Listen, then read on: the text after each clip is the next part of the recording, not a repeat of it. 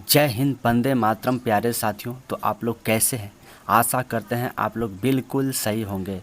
तो इस वीडियो में लुसेंट किताब का संपूर्ण निचोड़ लिया है, जिसमें हिस्ट्री, पॉलिटी और ज्योग्राफी का मोस्ट इम्पॉर्टेंट प्रश्न होने वाले हैं प्यारे साथियों। और ये जितने भी प्रश्न हैं कहीं न कहीं एग्ज़ाम में पूछे गए सवाल हैं और ये आगे पूछे जाने की संभावना इससे कहीं ज़्यादा है। तो आप इस वीडियो में लास्ट तक बने रहें, जिससे आपकी एग्ज़ाम की तैयारी बहुत बेहतर तरीके से हो पाए। आप जिस भी एग्ज़ाम की तैयारी कर रहे हैं, आपके लिए यह वीडियो जो है वह रामबाण साबित होने वाला है। तो चलिए हम लोग यहाँ पे आगे बढ़ते हैं और फर्स्ट नंबर प्रश्न पर हम लोग ध्यान देंगे। तो यहाँ पे प्रश्न में है, मार्ले मिंटो सुधार एक्ट किस अधिनियम के तहत आया था? तो मार्लो मिंटो सुधार एक्ट जो है वह किस अधिनियम के तहत आया था? तो इस प्रश्न का बिल्कुल राइट आंसर हो जाएगा ऑप्शन नंबर ए, जो कि भारतीय अधिनियम 1909 के तहत जो है वह मार्लो मिंटो सुधार एक्ट को जो है वह लाया गया था प्यारे साथियों। और यह जो है एक्ट, यह मार्लो मिंटो द्वारा जो है वह लाया गया था प्यारे साथियों, ठीक है। और इस अधिनियम में जो है वह मुसलमान के लिए पृथक निर्वाचन की बात कही गई थी, पृथक निर्वाचन की बात कही गई थी प्यारे साथियों, ठीक है। तो चलिए हम लोग यहाँ पे आगे बढ़ेंगे और प्रश्न नंबर जो हम लोग 2 पर ध्यान देंगे। सौर मंडल का सबसे ठंडा ग्रह है, तो सौर मंडल का सबसे ठंडा ग्रह कौन सा है? तो इस प्रश्न का बिल्कुल राइट आंसर हो जाएगा ऑप्शन नंबर ए, नेपच्यून जो है वह सौर मंडल का सबसे ठंडा ग्रह है प्यारे साथियों। अगर गर्म ग्रह की बात करें कि सौर मंडल का सबसे गर्म ग्रह कौन सा है, तो सौर मंडल का सबसे गर्म ग्रह जो कि हम लोग शुक्र को जानते हैं प्यारे साथियों, ठीक है। तो चलिए हम लोग यहाँ पे आगे बढ़ेंगे और प्रश्न नंबर जो हम लोग 3 पर ध्यान देंगे। तो प्रश्न नंबर 3 में दिया, निम्नलिखित में से अमेरिका के मैदान में चलने वाला गर्म हवाएं कौन सी है? तो अमेरिका के मैदान में जो है वह चलने वाली गर्म हवाएं कौन सी है? तो इस प्रश्न का जो है बिल्कुल राइट आंसर हो जाएगा ऑप्शन नंबर ए, जो कि ब्लैक रोलर जो है वह अमेरिका के मैदान में चलने वाली गर्म हवाएं हैं प्यारे साथियों, ठीक है। यहाँ पे देखिए लू दिया हुआ है, तो लू जो कि यह बिहार में और उत्तर प्रदेश में यह चलने वाला जो कि गर्म हवाएं है, जो कि इस गर्म हवाएं को लू बोला जाता है, ठीक है। काला बैसाखी गर्म हवाएं जो कि किस राज्य में बोला जाता है? तो यह जो कि बंगाल क्षेत्र में बोला जाता है। बंगाल क्षेत्र में जो है वह काला बैसाखी के नाम से बुलाया जाता है। धूल भरी आंधी कहाँ बोली जाती है? तो यह पंजाब में जो है वह धूल भरी आंधी बोली जाती है प्यारे साथियों, ठीक है। तो चलिए हम लोग यहाँ पे आगे बढ़ेंगे और प्रश्न नंबर हम लोग 4 पर ध्यान देंगे। तो निम्नलिखित में से किस बादल को घर की मोतियों की माला कहा जाता है? तो मोतियों की माला जो है वो किस वर्षा को कहा जाता है या किस बादल को कहा जाता है? तो इस प्रश्न का राइट आंसर हो जाएगा ऑप्शन नंबर डी, जो कि पच्छाद मेघ को जो है वह मोतियों की माला के नाम से जाना जाता है प्यारे साथियों, ठीक है। तो चलिए हम लोग यहाँ पे 5वां नंबर प्रश्न पर ध्यान देंगे। महासागर में ज्वार की उत्पत्ति का कारण क्या है? तो महासागर में जो है वह ज्वार किस कारण आता है? तो इस प्रश्न का जो है बिल्कुल राइट आंसर हो जाएगा ऑप्शन नंबर सी, जो कि सूर्य, चंद्रमा और पृथ्वी जब एक सीधी रेखा में हो जाती है तो महासागर में ज्वार आता है प्यारे साथियों, ठीक है। तो चलिए हम लोग यहाँ पे आगे बढ़ते हैं और प्रश्न नंबर जो हम लोग 6 पर ध्यान देंगे। तो यहाँ पे प्रश्न में दिया हुआ है, निम्नलिखित में से किस मंडल को संवहन मंडल के नाम से जानते हैं? तो संवहन मंडल किस मंडल को कहा जाता है? तो इस प्रश्न का बिल्कुल राइट आंसर हो जाएगा ऑप्शन नंबर बी, क्षोभ मंडल को हम लोग जो है वह संवहन मंडल के नाम से हम लोग जानते हैं। और यह क्षोभ मंडल की ऊंचाई जो है वह 0 किलोमीटर से जो कि 25 या 30 किलोमीटर तक रहती है प्यारे साथियों, ठीक है। समताप मंडल, तो समताप मंडल में ही जो कि ओजोन परत पाए जाते हैं, ओजोन परत जो है वह समताप मंडल में ही पाए जाते हैं प्यारे साथियों, ठीक है। तो चलिए हम लोग यहाँ पे आगे बढ़ेंगे और प्रश्न नंबर 7 पर ध्यान देंगे। रूपांतरित चट्टान की उत्पत्ति किस चट्टान से होती है? तो रूपांतरित चट्टान की उत्पत्ति जो है वह किस चट्टान से होती है? तो इस प्रश्न का राइट आंसर हो जाएगा ऑप्शन नंबर जो कि सी हो जाएगा। इसे जो कि अग्नाशय चट्टान से भी रूपांतरित चट्टान बन सकता है और अवसादी चट्टान से भी रूपांतरित चट्टान बन सकता है प्यारे साथियों। यहाँ पे देखिए अग्नाशय चट्टान जो कि इसे हम लोग प्राथमिक चट्टान के नाम से हम लोग जानते हैं, अवसादित चट्टान तो इसे हम लोग द्वितीय चट्टान के नाम से हम लोग जानते हैं, और रूपांतरित चट्टान को हम लोग तृतीय चट्टान के नाम से हम लोग जानते हैं प्यारे साथियों, ठीक है। तो चलिए हम लोग यहाँ पे आगे बढ़ेंगे और प्रश्न नंबर 8 पर ध्यान देंगे। तो यहाँ पे प्रश्न में दिया हुआ किस चार्ट एक्ट के तहत अंग्रेज को व्यापारिक छूट पूर्ण रूप से मिला था। तो किस चार्ट एक्ट के तहत जो है वह अंग्रेजी व्यापारी को जो है वह पूर्ण छूट मिल गया था। तो इस प्रश्न का बिल्कुल राइट आंसर हो जाएगा ऑप्शन नंबर जो कि ए। भारतीय चार्ट एक्ट 1813 के तहत जो है वह अंग्रेज को जो है वह पूर्ण रूप से जो कि इसे पूरा छूट मिल गया था व्यापार करने के लिए प्यारे साथियों, ठीक है। और 1813 के तहत जो है वह अंग्रेज़ों द्वारा 1 लाख प्रति वर्ष जो है वह शिक्षा पर खर्च करने के लिए प्रावधान लाया गया था, ठीक है। तो चलिए हम लोग यहाँ पे आगे बढ़ेंगे और प्रश्न नंबर जो हम लोग 9 पर ध्यान देंगे। तो यहाँ पे प्रश्न में है वायुमंडल में कौन सा भाग रसायन मंडल का एक भाग है। तो रसायन मंडल का एक भाग कौन सा है वायुमंडल में। तो इस प्रश्न का राइट आंसर हो जाएगा ऑप्शन नंबर ए। ओजोन मंडल को जो है हम लोग रसायन मंडल के नाम से हम लोग जानते हैं प्यारे साथियों, ठीक है। क्षोभ मंडल को किस नाम से जानते हैं। तो अभी थोड़ा देर पहले बताए हैं कि संवहन मंडल से जानते हैं। संवहन मंडल के नाम से हम लोग जो है वह क्षोभ मंडल को जानते हैं प्यारे साथियों, ठीक है। तो हम लोग यहाँ पे आगे बढ़ेंगे और प्रश्न नंबर 10 पर ध्यान देंगे। भारत के राष्ट्रपति को कैसे चुना जाता है। तो भारत के राष्ट्रपति का जो है वह कैसे चुना जाता है। तो इस प्रश्न का राइट आंसर हो जाएगा जो कि ऑप्शन नंबर बी हो जाएगा। एकल संक्रमण स्थानांतरित मतदान के द्वारा जो है वह भारत के राष्ट्रपति को जो है वह चुना जाता है प्यारे साथियों, ठीक है। भारत के राष्ट्रपति का पद जो है वह किस देश से लिया गया है। तो यह ब्रिटेन के संविधान से जो है वह भारत के राष्ट्रपति के पद के बारे में चर्चा किया गया और भारत के संविधान में लिया गया है प्यारे साथियों, ठीक है। तो चलिए हम लोग यहाँ पे 11 नंबर प्रश्न पर ध्यान देंगे। तो शिवलिक पहाड़ियाँ निम्नलिखित में से किसका हिस्सा है। तो शिवलिक की पहाड़ियाँ जो है वह किसका हिस्सा है। तो यहाँ पे ऑप्शन नंबर ए में दिया हुआ है अरावली, ऑप्शन नंबर बी में दिया हुआ है पश्चिम घाट, और ऑप्शन नंबर सी में दिया हुआ है हिमालय, और ऑप्शन नंबर डी में दिया हुआ है सतपुड़ा। तो इस प्रश्न का राइट आंसर हो जाएगा ऑप्शन नंबर जो कि सी हो जाएगा। शिवलिक पहाड़ियाँ जो है वह हिमालय का हिस्सा है प्यारे साथियों, ठीक है। तो हम लोग यहाँ पे आगे बढ़ते हुए 12 नंबर प्रश्न पर ध्यान देंगे। तो यहाँ पे प्रश्न में दिया हुआ है निम्नलिखित में से राज्यसभा में स्थान का आवंटन किस अनुसूची के तहत है। तो राज्यसभा में जो है वह स्थानों का आवंटन किस अनुसूची के तहत है।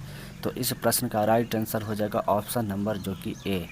अनुसूची 4 के तहत जो है वह राज्यसभा में सीटों का आवंटन है प्यारे साथियों, ठीक है। यहाँ पे देखिए और यहाँ पे देखिए अनुसूची 10 दिया हुआ है। तो अनुसूची 10 के तहत जो है दल बदल कानून को जो है वह लाया गया था। दल बदल कानून को जो है वह लाया गया था अनुसूची 10 के तहत प्यारे साथियों, ठीक है।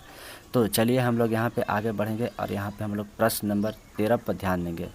तो यहाँ पे प्रश्न में है धार्मिक स्वतंत्रता का अधिकार अनुच्छेद के तहत आता है। तो किस अनुच्छेद के तहत जो है वह धार्मिक स्वतंत्रता का अधिकार आता है। तो इस प्रश्न का राइट आंसर हो जाएगा ऑप्शन नंबर डी। अनुच्छेद 25 से लेकर अनुच्छेद 28 तक जो है वह धार्मिक स्वतंत्रता का अधिकार आता है प्यारे साथियों। यहाँ पे देखिए ऑप्शन नंबर बी में दिया हुआ है अनुच्छेद 19 से 22। तो यह स्वतंत्रता का जो अधिकार है यह अनुच्छेद 19 से 22 के बीच में आता है प्यारे साथियों, ठीक है। तो हम लोग यहाँ पे आगे बढ़ते हुए प्रश्न नंबर हम लोग 14 पर ध्यान देंगे। हैदराबाद निम्नलिखित में से किस नदी के किनारे बसा हुआ है। तो हैदराबाद जो है वह किस नदी के किनारे बसा हुआ है। तो इस प्रश्न का राइट आंसर हो जाएगा ऑप्शन नंबर ए। जो हैदराबाद जो है वह मूसी नदी के किनारे बसा हुआ है प्यारे साथियों, ठीक है।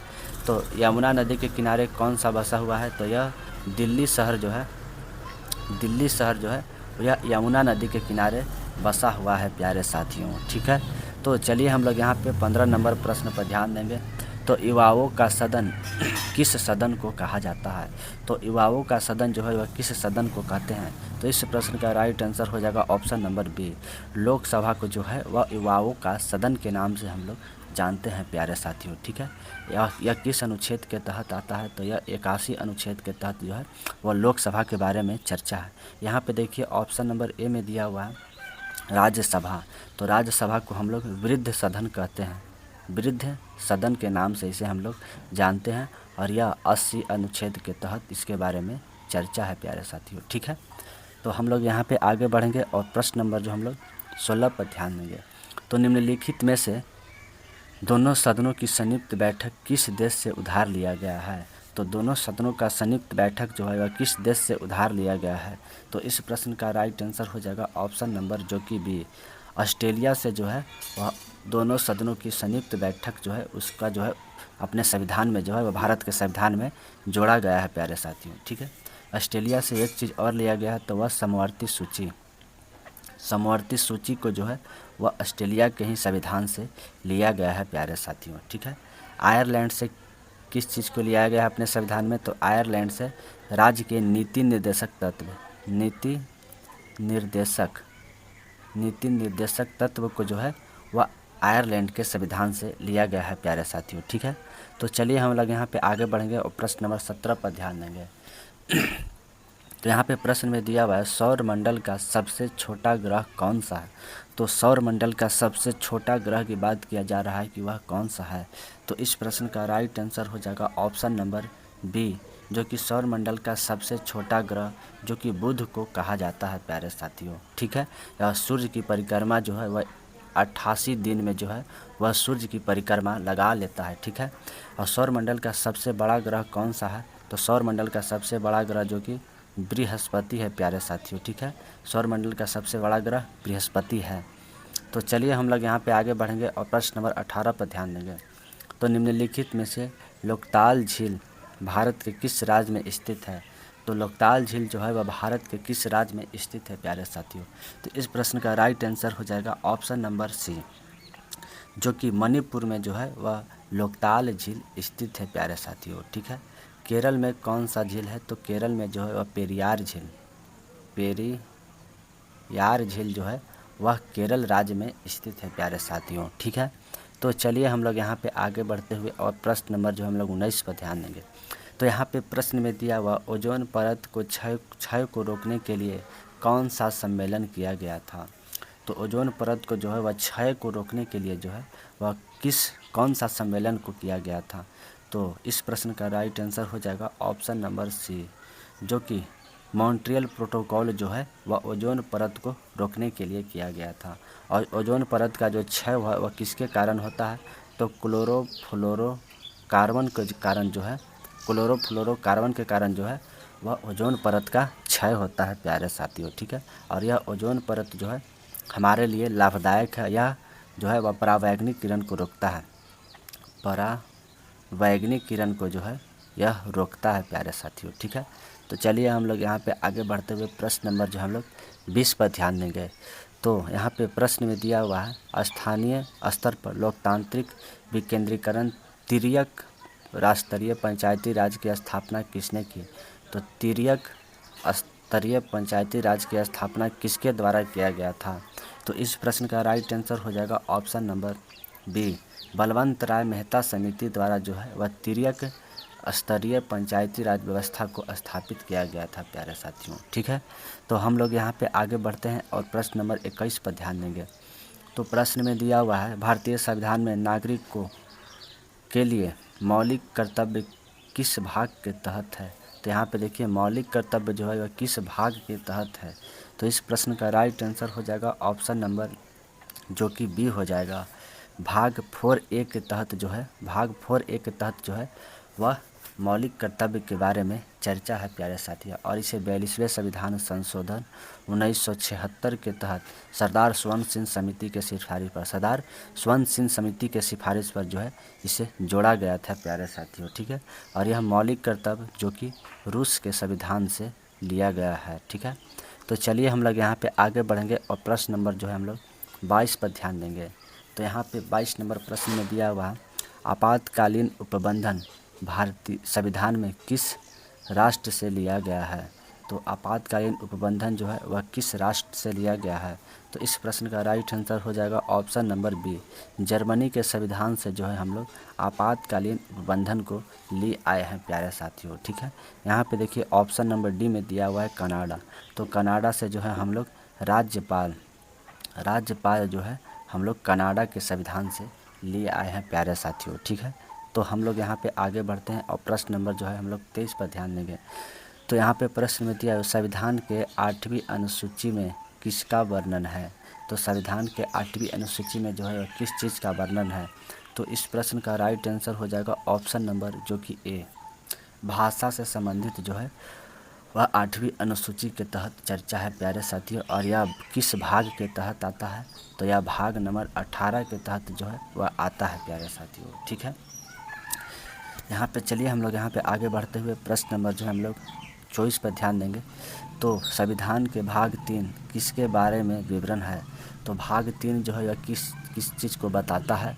तो इस प्रश्न का राइट आंसर हो जाएगा जो कि ऑप्शन नंबर सी हो जाएगा।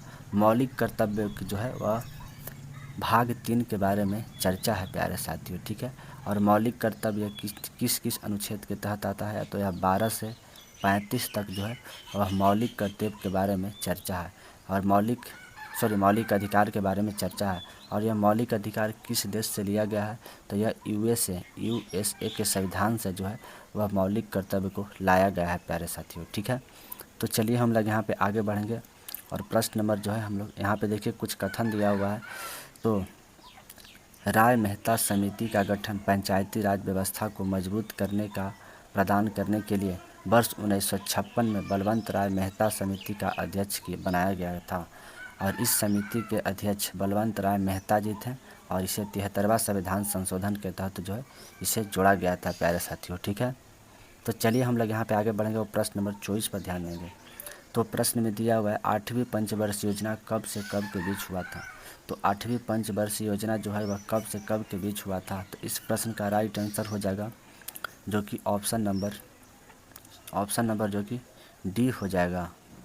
वर्ष 1992 से 97 के बीच जो है वह 8वीं पंचवर्षीय योजना चला था प्यारे साथियों। ठीक है, यहाँ पे देखिए ऑप्शन नंबर सी में दिया हुआ है 1961 से 1966 तक। तो यह जो है यह तीसरी पंचवर्षीय योजना का कार्यकाल था प्यारे साथियों। ठीक है, तो चलिए हम लोग यहाँ पे आगे बढ़ते हुए प्रश्न नंबर जो हम लोग 26 पर ध्यान देंगे।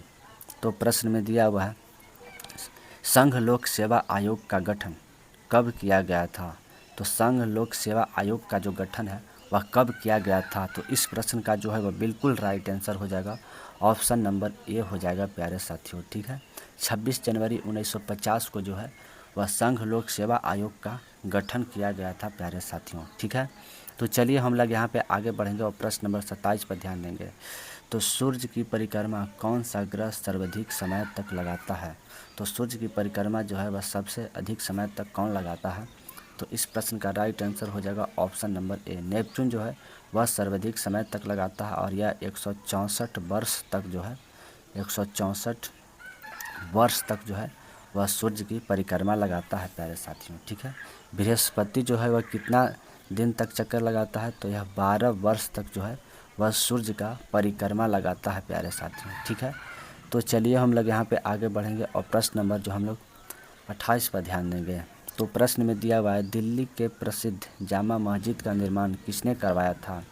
तो जामा मस्जिद का जो निर्माण है किसके द्वारा कराया गया था। तो इस प्रश्न का राइट आंसर हो जाएगा ऑप्शन नंबर ए, शाहजहाँ द्वारा जो है वह जामा मस्जिद का निर्माण कराया गया था और यह 1660 ईस्वी में कराया गया था प्यारे साथियों। ठीक है, तो चलिए हम लोग यहाँ पे आगे बढ़ेंगे और यहाँ पे देखिए कुछ कथन दिया हुआ है भारत के राष्ट्रपति संघ लोक सेवा आयोग के अध्यक्ष की नियुक्त करेंगे। ठीक है, भारत के जो राष्ट्रपति है वह संघ लोक सेवा आयोग को जो है वह अध्यक्ष को नियुक्त करते हैं और यूपीएससी में एक अध्यक्ष और 10 सदस्य होते हैं। यहाँ पे एक अध्यक्ष और 10 सदस्य होते हैं और प्रत्येक सदस्य 6 वर्ष के कार्यकाल के लिए और यह 65 वर्ष तक आधारित होता है। यानी कि जो यूपीएससी का जो अध्यक्ष होता है वह 6 वर्ष के कार्यकाल के लिए या 65 वर्ष तक जो कि पद पर धारण कर सकता है प्यारे साथियों। ठीक है, तो चलिए हम लोग यहाँ पे आगे बढ़ेंगे और प्रश्न नंबर जो हम लोग 30 पर ध्यान देंगे 101वां संविधान संशोधन कब हुआ था। तो 101वां संविधान संशोधन वह कब हुआ था। तो इस प्रश्न का राइट आंसर हो जाएगा ऑप्शन नंबर जो कि सी हो जाएगा, जो कि 2016 में जो है वह 101वां संविधान संशोधन किया गया था और यह 101वां संविधान संशोधन जो है वह जीएसटी से संबंधित है प्यारे साथियों। ठीक है, और यह जीएसटी जो है यह किस संविधान से लिया गया है। तो यह फ्रांस के संविधान से जो है व जीएसटी का प्रावधान लिया गया है प्यारे साथियों। ठीक है, तो चलिए हम लोग यहाँ पे आगे बढ़ते हैं। प्रश्न नंबर जो हम लोग 31 पर ध्यान देंगे। तो राष्ट्रीय आय समिति का अध्यक्ष कौन था? तो राष्ट्रीय आय समिति का जो अध्यक्ष था तो यह कौन थे प्यारे साथियों? तो पीसी महालनोबिस जो थे वह राष्ट्रीय आय समिति के अध्यक्ष थे प्यारे साथियों। ठीक है, तो इस प्रश्न का राइट आंसर हो जाएगा ऑप्शन नंबर बी। ठीक है, यहाँ पे देखिए ऑप्शन नंबर सी में दिया हुआ है भीमराव अंबेडकर, तो यह प्रारूप समिति के अध्यक्ष थे। प्रारूप समिति के अध्यक्ष कौन थे? तो भीमराव अंबेडकर थे प्यारे साथियों। ठीक है, और राष्ट्रीय आय समिति का जो गठन कब किया गया था? तो 1949 ईस्वी में जो है वह राष्ट्रीय आय समिति का गठन किया गया था। तो चलिए हम लोग यहाँ पे आगे बढ़ेंगे और प्रश्न नंबर 32 पर ध्यान देंगे। तो कानून को लागू करने का कार्य किसका है? तो कानून का जो है लागू करने का कार्य जो होता है वह कार्यपालिका को होता है प्यारे साथियों। ठीक है, और कानून को सही तरह से उसको नियंत्रण करना जो होता है वह किसका होता है? तो यह न्यायपालिका का होता है प्यारे साथियों। ठीक है, तो इस प्रश्न का राइट आंसर हो जाएगा ऑप्शन नंबर ए। तो चलिए हम लोग यहाँ पे आगे बढ़ेंगे और प्रश्न नंबर जो कि 33 पर ध्यान देंगे। राष्ट्रपति के पद रिक्ति के स्थिति में, राष्ट्रपति का जब पद रिक्ति के स्थिति में उपराष्ट्रपति राष्ट्रपति के रूप में अधिकतम कितने समय तक जो है वह कार्यरत रह सकता है? तो इस प्रश्न का राइट आंसर हो जाएगा ऑप्शन नंबर बी। जब राष्ट्रपति अगर का पद रिक्ति है तो उस समय जो उपराष्ट्रपति जो है वह राष्ट्रपति के रूप में जो है वह 6 माह तक उसके कार्य पर कर सकते हैं प्यारे साथियों। ठीक है, तो चलिए हम लोग यहाँ पे आगे बढ़ेंगे और प्रश्न नंबर जो हम लोग 34 पर ध्यान देंगे। सीएजी का रिपोर्ट जांच कौन करता है? तो सीएजी का जो रिपोर्ट है वह कौन जांच करेगा? तो इस प्रश्न का राइट आंसर हो जाएगा ऑप्शन नंबर ए। लोक लेखा समिति जो है वह सीएजी के रिपोर्ट को जांच करता है प्यारे साथियों। ठीक है, और यह सीएजी किस अनुच्छेद के तहत आता है? तो 148 अनुच्छेद के तहत जो है वह सीएजी के बारे में चर्चा है प्यारे साथियों। ठीक है, तो चलिए हम लोग यहाँ पे आगे बढ़ते हैं। प्रश्न नंबर जो हम लोग 35 पर ध्यान देंगे। तो राष्ट्रपति किसी भी सज़ा को पूरी तरह बदलते हैं किंतु समय नहीं घटाते, यह किसके तहत आता है? तो यह किस क्षमादान के तहत आता है? तो इस प्रश्न का राइट आंसर हो जाएगा ऑप्शन नंबर ए। तो यह जो है वह लघुकरण के तहत आता है, जो कि राष्ट्रपति किसी भी सज़ा को पूरी तरह बदल सकते हैं लेकिन समय अवधि को बिल्कुल नहीं घटाएंगे प्यारे साथियों। ठीक है, तो चलिए हम लोग यहाँ पे आगे बढ़ेंगे और प्रश्न नंबर जो हम लोग 36 पर ध्यान देंगे। तो मंत्रिपरिषद की बैठक की अध्यक्षता कौन करता है? तो मंत्रिपरिषद की बैठक की जो अध्यक्षता है वह प्रधानमंत्री करेंगे प्यारे साथियों। ठीक है, तो मंत्रिपरिषद बैठक की अध्यक्षता जो होता है वह प्रधानमंत्री करते हैं। और प्रधानमंत्री की नियुक्ति किस अनुच्छेद के तहत है? तो यह 75वां अनुच्छेद के तहत जो है वह प्रधानमंत्री की नियुक्ति के बारे में चर्चा है प्यारे साथियों। ठीक है, तो हम लोग यहाँ पे आगे बढ़ते हुए प्रश्न नंबर जो हम लोग 37 पर ध्यान देंगे। तो यहाँ पे प्रश्न में दिया हुआ है मौर्य काल में शिक्षा का सर्वाधिक प्रसिद्ध केंद्र था। तो मौर्य काल में जो है शिक्षा का सर्वाधिक प्रसिद्ध केंद्र कौन सा था? तो इस प्रश्न का राइट आंसर हो जाएगा ऑप्शन नंबर बी, जो कि तक्षशिला विश्वविद्यालय जो था वह मौर्य काल में शिक्षा का सर्वाधिक प्रसिद्ध केंद्र था प्यारे साथियों। ठीक है, मौर्य वंश के संस्थापक कौन थे? तो चंद्रगुप्त मौर्य जो थे, चंद्रगुप्त मौर्य जो थे और मौर्य वंश के संस्थापक थे प्यारे साथियों। ठीक है, यहाँ पे देखिए नालंदा विश्वविद्यालय, तो नालंदा विश्वविद्यालय का निर्माण किसने कराया था? तो कुमारगुप्त जो थे वह नालंदा विश्व को निर्माण कराए थे प्यारे साथियों। ठीक है, और इसका ध्वस्त किसने करा दिया था? तो बख्तियार जो खिलजी था इस नालंदा विश्वविद्यालय को पूरी तरह से ध्वस्त कर दिया था। तो चलिए हम लोग यहाँ पे आगे बढ़ेंगे और प्रश्न नंबर 38 पर ध्यान देंगे। तो यहाँ पे प्रश्न में दिया हुआ है भारतीय संविधान का कौन सा अनुच्छेद कर्मचारियों के काम को न्याय संगत तथा प्रस्तुति सहायता का उपबंधन करता है? तो इस प्रश्न का राइट आंसर हो जाएगा ऑप्शन नंबर जो कि बी हो जाएगा। अनुच्छेद 42 के तहत जो है वह संविधान का जो है कर्मचारी के काम के न्याय संगत एवं प्रस्तुति सहायक का जो है उपबंधन करेगा प्यारे साथियों। ठीक है, यहाँ पे ऑप्शन नंबर डी में दिया हुआ है जो कि अनुच्छेद 44। तो अनुच्छेद 44 के तहत जो है वह समान नागरिक संहिता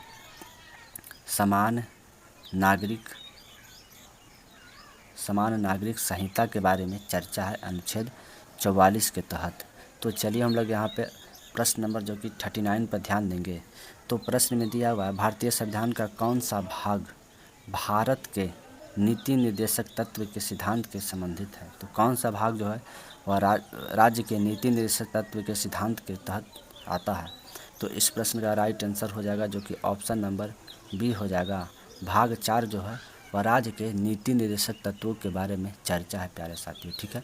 भाग 5 यह किसके तहत है, तो यह संघ के बारे में चर्चा, यानी केंद्र सरकार के बारे में जो है चर्चा भाग 5 के तहत है। यहाँ पे भाग 6 दिया हुआ है, तो राज्य के बारे में जो चर्चा है वह भाग 6 के तहत है प्यारे साथियों, ठीक है। तो चलिए हम लोग यहाँ पे आगे बढ़ते हैं, प्रश्न नंबर 40 पर ध्यान देंगे। तो निक्स ऑफ ओलंपिया किस ग्रह पर है। तो इस प्रश्न का राइट आंसर हो जाएगा ऑप्शन नंबर जो कि सी हो जाएगा। मंगल ग्रह पर जो है वह निक्स ऑफ ओलंपिया, यहाँ पे निक्स हो जाएगा, निक्स ऑफ ओलंपिया, ठीक है। तो चलिए हम लोग यहाँ पे आगे बढ़ते हुए प्रश्न नंबर जो 41 पर ध्यान देंगे। राज्यपाल की क्षमादान की शक्ति किस अनुच्छेद के तहत आता है। तो राज्यपाल की जो क्षमादान की शक्ति है वह किस अनुच्छेद के तहत आता है। तो इस प्रश्न का राइट आंसर हो जाएगा जो कि ऑप्शन नंबर ए, अनुच्छेद 161 के तहत जो है वह राज्यपाल की क्षमादान की शक्ति के बारे में चर्चा है प्यारे साथियों, ठीक है।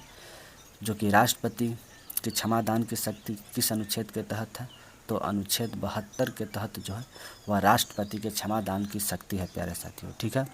तो चलिए हम लोग यहाँ पे जो कि 42 नंबर प्रश्न पर ध्यान देंगे। तो निम्नलिखित में से किस दिल्ली सुल्तान ने ब्राह्मणों पर जजिया कर लगाया था। तो ब्राह्मणों पर जो है जजिया कर लगाने वाला कौन सा दिल्ली सुल्तान था। तो इस प्रश्न का राइट आंसर हो जाएगा ऑप्शन नंबर जो कि ए, फिरोज शाह तुगलक जो था वह ब्राह्मणों पर जजिया कर लगाया था प्यारे साथियों, ठीक है। यहाँ पे देखिए गयासुद्दीन तुगलक है, तो यह तुगलक वंश के संस्थापक था। तुगलक वंश का संस्थापक जो थे वो यह गयासुद्दीन तुगलक था प्यारे साथियों, ठीक है। तो चलिए हम लोग यहाँ पे आगे बढ़ते हैं, प्रश्न नंबर जो हम लोग 43 पर ध्यान देंगे। तो नियमित एवं स्थानीय सेना रखने वाला भारतीय इतिहास में पहला शासक कौन सा था। तो नियमित एवं स्थानीय सेना रखने वाला पहला शासक कौन था। तो इस प्रश्न का राइट आंसर हो जाएगा तो ऑप्शन नंबर ए, बिंबिसार जो था वह नियमित एवं स्थानीय सेना रखने वाला भारत का पहला शासक था प्यारे साथियों, ठीक है। तो यहाँ पे चलिए यह समुद्रगुप्त, तो समुद्रगुप्त यह किस वंश का था राजा, तो यह गुप्त वंश का जो राजा था वह समुद्रगुप्त था। इसे भारत का नेपोलियन कहा जाता है। नेपोलियन जो है यह समुद्रगुप्त का कहा जाता है प्यारे साथियों, ठीक है। तो चलिए हम लोग यहाँ पे जो कि 44 नंबर प्रश्न पर ध्यान देंगे। तो किस यूरोपीय शक्ति ने सबसे पहले भारत में व्यापारिक केंद्र स्थापित किया था। तो सबसे पहले व्यापारिक केंद्र जो है वह पुर्तगालियों द्वारा स्थापित किया गया था। तो इस प्रश्न का राइट आंसर हो जाएगा ऑप्शन नंबर बी, ठीक है। तो चलिए हम लोग यहाँ पे आगे बढ़ते हुए प्रश्न नंबर जो है हम लोग 45 पर ध्यान देंगे। तो निम्नलिखित में से एलोरा के कैलाश मंदिर का निर्माण किस राजाओं द्वारा कराया गया था। तो एलोरा का जो है कैलाश मंदिर का जो निर्माण हुआ किस राजा द्वारा कराया गया था। तो इस प्रश्न का राइट आंसर हो जाएगा ऑप्शन नंबर ए, राष्ट्रकूटों द्वारा जो है वह एलोरा का मंदिर का जो है वह निर्माण कराया गया था प्यारे साथियों, ठीक है। तो चलिए हम लोग यहाँ पे 46 नंबर प्रश्न पर ध्यान देते हैं। तो दिल्ली संसद पर शासन करने वाला बलवंत का वास्तविक नाम क्या था। तो दिल्ली जो कि संसद यहाँ लिखा हुआ है, दिल्ली सल्तनत पर शासन करने वाला बलवंत जो थे उसका वास्तविक नाम क्या था। तो इस प्रश्न का राइट आंसर हो जाएगा ऑप्शन नंबर जो कि ए, बहाउद्दीन जो था इसका वास्तविक नाम था बलवंत का प्यारे साथियों, ठीक है।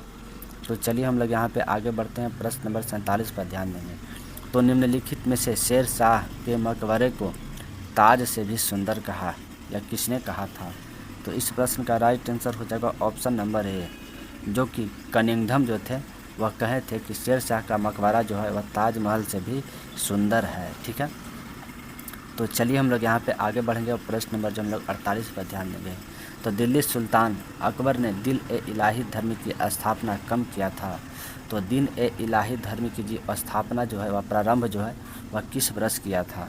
तो इस प्रश्न का राइट आंसर हो जाएगा ऑप्शन नंबर जो कि ये हो जाएगा 1582 ईस्वी में जो है वह अकबर ने जो है वह दिन ए इलाही धर्म की स्थापना किया था प्यारे साथियों, ठीक है। तो हम लोग यहाँ पे आगे बढ़ते हुए 49 नंबर प्रश्न पर ध्यान देंगे। तो निम्नलिखित में से किस संसद को अस्थायी संसद कहा जाता है? तो अस्थायी संसद के रूप में किसे कहा जाता है? तो इस प्रश्न का राइट आंसर हो जाएगा ऑप्शन नंबर बी। लोकसभा को जो है हम लोग अस्थायी संसद के रूप में हम लोग जानते हैं। राज्यसभा को जो है हम लोग अस्थायी संसद के रूप में जो है हम लोग राज्यसभा के जानते हैं प्यारे साथियों। ठीक है, तो चलिए हम लोग यहाँ पे अंतिम प्रश्न है 50वां प्रश्न। 11 मार्च 1857 को सिपाहियों द्वारा किसे हिंदुस्तान का सम्राट घोषित किया गया था? तो इस प्रश्न का राइट आंसर हो जाएगा जो कि option number B. Bahadur Shah Zafar को जो है वह 11 मई 1857 को सिपाहियों द्वारा हिंदुस्तान का सम्राट घोषित किया गया था प्यारे साथियों। ठीक है, तो मेरे प्यारे फ्रेंड्स, आप लोगों को यह वीडियो कैसा लगा? अगर पसंद आया तो आप लाइक शेयर करना तो बिल्कुल मत भूलिए। अगर आप लोग चैनल पर नए हैं तो आप चैनल को ज़रूर से ज़रूर सब्सक्राइब कर लें प्यारे साथियों। ठीक है, जिससे कि वीडियो डाले तो आपको सर्वप्रथम जो है वह नोटिफिकेशन प्राप्त हो। ठीक है, नोटिफिकेशन जो है वह प्राप्त हो प्यारे साथियों। ठीक है, तो आप लोग सदा खुश रहिए और अपने एग्ज़ाम की तैयारी बहुत बेहतर तरीके से करते रहिए। तो जय हिंद, नमस्कार।